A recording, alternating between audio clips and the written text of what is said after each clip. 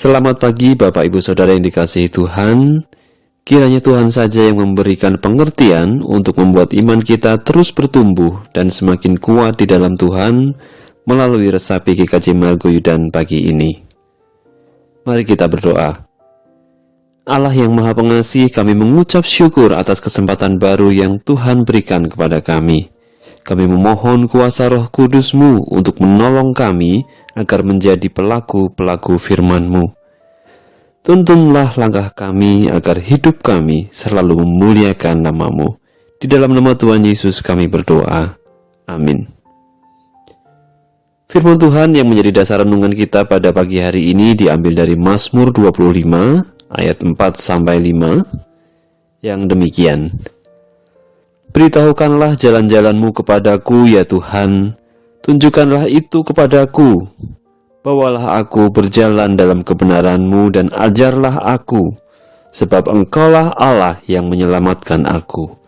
Engkau ku nanti-nantikan sepanjang hari. Bapak Ibu Saudara yang dikasihi Tuhan, beberapa waktu yang lalu saya menonton sebuah video di Instagram. Di video tersebut, seseorang berkata tentang kebiasaan banyak orang, mungkin termasuk kita, yang sering berkata dengan nada keras demikian. Aku ki wonge memang ngene. Saya ini orangnya ya seperti ini, mau tidak mau ya terimalah. Atau dengan cara yang sedikit berbeda. Saya ini orangnya memang begini. Saya ndak sepandai kamu. Ya kamu yang pinter, kamu yang mengerjakan. Ya, orang yang membuat video tersebut mungkin tergelitik dengan kondisi di sekitarnya di mana banyak orang menyampaikan kalimat-kalimat tersebut sebagai upaya untuk segera memenangkan debat dan untuk segera mendapatkan kemudahan dari argumennya yang dipaksakan tersebut. Orang yang demikian menempatkan dirinya di posisi korban, namun kemudian juga mengorbankan orang lain. Orang yang mengatakannya seolah-olah ingin menunjukkan powernya alias kekuatannya dan kekuasaannya. Namun demikian, menurut pandangan seorang filsuf bernama David Hawkins, yang dilakukan orang yang semacam itu bukanlah power atau kekuatan yang sejati, melainkan force atau paksaan. Menurut Hawkins, orang yang memiliki power atau kekuatan yang sejati berfokus pada cinta dan integritas, yang bersifat membangun, menyatukan, dan mendukung kepada orang lain tanpa perlu paksaan. Sedangkan orang yang menggunakan force atau paksaan tadi dianggap bahkan sebagai orang yang lemah mentalnya dan lemah kemampuan komunikasinya, sehingga menggunakan force atau tekanan untuk membuat orang lain mengikuti kehendaknya. Tindakannya cenderung didasarkan pada ego dan seringkali mengandalkan dominasi. Akibatnya, orang yang menggunakan cara-cara ini cenderung menciptakan konflik dan perpecahan karena ia bekerja melalui jalur oposisi. Tetapi bersyukurnya kita adalah manusia yang mampu bertumbuh. Beberapa dari kita berpindah dari pemaksaan ke kekuatan yang sejati, yaitu kasih, disebabkan karena pada akhirnya kita mengakui keterbatasan dari pemaksaan tadi, di mana paksaan ternyata hanya mengubah apa yang tampak di luar saja dan tidak mengubah apa yang ada di hati manusia. Saat ini terjadi, kita mulai memahami bahwa force atau paksaan pada dasarnya melemahkan orang lain. Dan tidak hanya di situ, force atau memaksa orang lain sebenarnya juga menunjukkan kelemahan-kelemahan kita. Dan juga ada pilihan bagi kita untuk memilih bertumbuh karena memang kita selalu penasaran dengan jalan-jalan Tuhan, karena kita selalu menyelidiki jalan-jalan Tuhan. Dalam ayat yang kita baca, beritahukanlah jalan-jalan-Mu kepadaku, ya Tuhan, tunjukkanlah itu kepadaku. Bawalah aku berjalan dalam kebenaran-Mu dan ajarlah aku, sebab Engkaulah Allah yang menyelamatkan aku. Engkau ku nanti-nantikan sepanjang hari. Dalam ayat tersebut, pemazmur mengakui bahwa pertumbuhan dirinya tidak bisa didasarkan pada pengalaman dirinya sendiri. Pertumbuhan dirinya tidak dapat dicapai dengan egoisme, hanya melihat ke dalam diri sendiri, seperti yang kita lakukan yang mengandalkan force atau paksaan tadi. Pertumbuhan diri pemazmur hanya bisa didapatkan dengan mengikuti jalan-jalan Tuhan. Lalu mengapa bertumbuh tidak bisa hanya berdasarkan pengalaman diri sendiri? Karena pikiran kita sebenarnya secara psikologis hanya mampu mendownload pengetahuan dari pengalaman-pengalaman kita sebelumnya.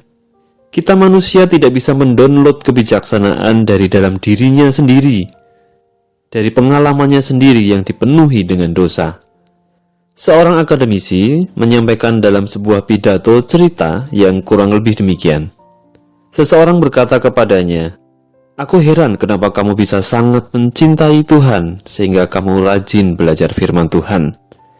Entah bagaimana, masalahku adalah aku selalu kesulitan mencintai Tuhan." Temannya menjawab, Bukan saudaraku, kamu bukan sulit mencintai Tuhan. Itu bukan masalah kamu sama sekali. Masalahmu adalah kamu belum menyadari betapa Kristus sudah sangat mengasihi kamu. Karena kalau kamu memahami betapa besar cinta Kristus kepadamu, kamu tidak akan bisa berbuat apa-apa selain bertumbuh di dalam kasih Kristus. Itu yang terjadi kalau kamu benar-benar memahami hingga benar-benar merasakan dicintai tanpa syarat oleh Tuhan Yesus Kristus. Ya, tanpa syarat. Allah mengasihimu di hari baik. Allah mengasihimu di hari buruk. Allah mengasihimu ketika kamu sangat berdosa, sehingga Allah yang Maha Agung mau menjadi bayi kecil yang tidur di palungan yang kotor dan menjadi manusia hina hanya demi kamu. Tuhan mengasihi kamu ketika kamu mengasihinya. Tuhan mengasihi kamu ketika kamu tidak merasa mengasihinya. Karena kasih Tuhan tidak berdasarkan kepada siapa kamu, tetapi berdasarkan kepada siapa Allah. Siapa Dia? Allah adalah kasih. Bahkan melalui tindakannya di kayu salib, seolah Kristus sedang berkata kepada kita semua, "Lebih baik aku meninggalkan kemuliaanku di surga dan mati mengenaskan di salib, daripada aku di dalam kekekalan tidak bersama-sama dengan kamu, anak-anak manusia yang kukasihi." Ketika kamu memahami hal ini, saudaraku, bukan hanya pikiranmu, tetapi hatimu juga akan disentuh oleh kasih Kristus. Bukan karena kamu harus mencintai Tuhan, bukan, tetapi karena kamu merasakan kasih-Nya, dan tidak bisa tidak, cintamu akan bertumbuh kepada Dia yang telah terlebih dahulu mencintai kamu. Cerita ini bukan hanya tentang cinta kepada Tuhan, tetapi juga tentang berubahnya hati melalui pemahaman yang mendalam akan kasih Tuhan yang tanpa syarat. Ketika kita benar-benar menerima kasih itu, hidup kita tidak akan pernah sama lagi. Cinta sejati selalu memanggil hati untuk merespon dengan kerendahan hati. Jika di awal kita egois dan memaksa orang lain mengikuti diri kita, cinta sejati dari Kristus mengajak kita untuk merespon dengan menjadi pribadi yang pertama kali mengulurkan tangan untuk meminta maaf, untuk mengasihi, dan untuk mendahulukan kebutuhan orang lain di atas kepentingan pribadi. Inilah transformasi yang terjadi ketika kasih Kristus benar-benar hadir dalam hati kita. Ego berubah menjadi empati, dan kebanggaan diri digantikan oleh kerendahan hati. Namun perubahan ini tidak terjadi dalam semalam. Itu adalah proses yang membutuhkan waktu, kesabaran, dan ketergantungan penuh kepada Tuhan.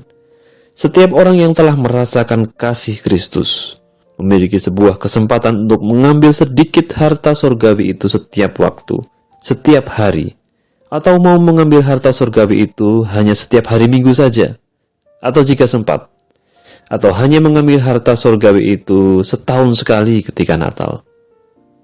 Ya, harta surgawi itu adalah firman Allah. Setiap hari Allah terbuka menerima kita. Dan marilah kita merespon keterbukaan Allah itu dengan setiap hari dan setiap waktu bertanya kepada Allah. Beritahukanlah jalan-jalanmu kepadaku, ya Tuhan, tunjukkanlah itu kepadaku. Bawalah aku berjalan dalam kebenaran-Mu dan ajarlah aku, sebab Engkaulah Allah yang menyelamatkan aku. Engkau ku nanti-nantikan sepanjang hari. Amin. Mari kita berdoa. Bapa yang penuh kasih, kami bersyukur atas kebenaran firman-Mu yang telah mengajarkan kami hari ini bahwa seringkali kami salah fokus. Yang ternyata permasalahan kami adalah bahwa kami belum menyadari betapa Kristus sudah sangat mengasihi kami. Terima kasih Tuhan, Engkau mengasihi kami ketika kami mengasihi Engkau.